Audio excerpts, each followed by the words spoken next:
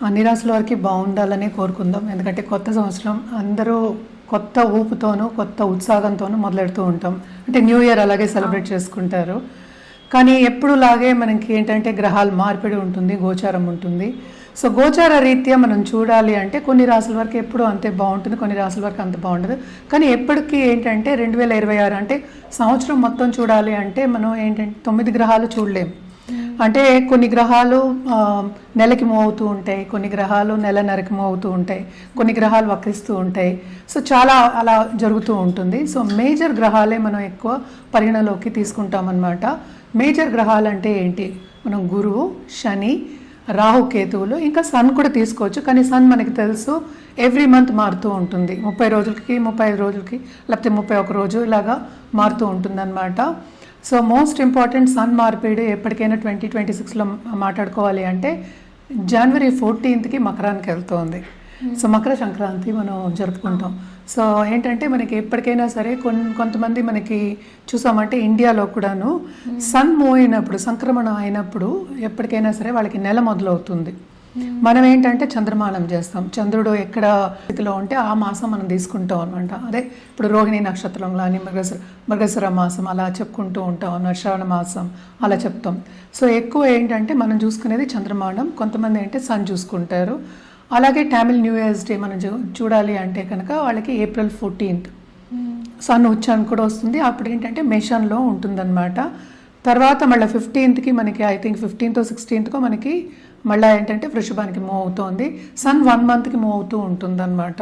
అంటే February 14th ఏమో మనకి కుంభానికి వెళ్ళడం, తర్వాత మనం చూసాము అంటే మనకి March I think 16th 17th అంటే 1 day ఇటు అటు అవుతుంది. మనం ఎగ్జాక్ట్గా ఏంటంటే క్యాలెండర్ పెట్టే చెప్పగలం, అన్ని గుర్తుపెట్టుకోలేము. సో సన్ సంక్రమణం కూడా మనం చూసుకుంటూ ఉంటాము. ఇంకోటి ఏంటంటే జూపిటర్ అంటే మేజర్ గ్రహం మనకి.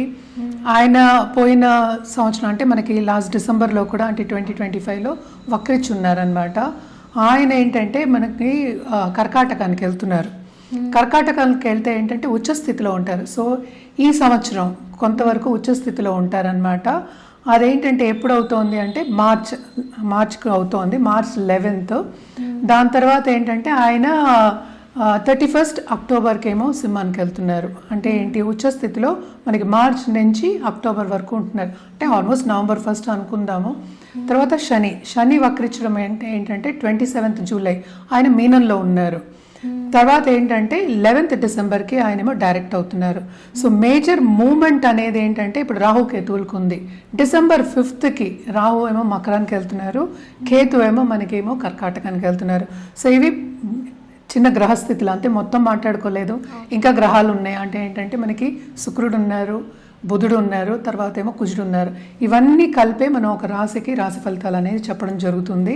సో ఆ మూమెంట్లేమో చాలా ఉన్నాయన్నమాట. సో మేజర్గా మనం చూసాము అంటే కుజుడు 45 daysకి మూవ్ అవుతూ ఉంటాడు. సో ఆయన వక్రించడం కూడా జరుగుతూ ఉంటుంది. అంటే towards end of this year అంటే December 2025లో గ్రహ కూటమి అనేది మనకి ధనుస్సులో జరిగిందనమాట, జరుగుతోంది. సో ధనుస్సులో మనకి స్టార్టింగ్ ఆఫ్ ద ఇయర్ మనకి మార్స్ కూడా ధనుస్సులో ఉన్నారనమాట. సో అలాగే శుక్రుడు కూడా ఉన్నారు, అలాగే బుధుడు కూడా ఉన్నారు. సో అందరూ అక్కడే ఉన్నారు, మేజర్ గ్రహాలు ఉన్నారనమాట. సో జనరల్ ప్రెడిక్షన్స్ అనేది మనం రాశి పట్టి మనం చెప్పడం అనేది జరుగుతుంది. సో ఇవి గ్రహస్థితులు.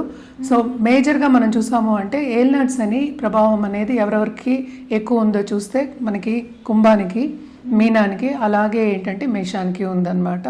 సో ఈ సంవత్సరంలో అంటే 2026లో శని మూమెంట్ అనేది లేదనమాట. శని ఏమో అక్కడే ఉన్నారు, అంటే మీనంలో ఉన్నారనమాట.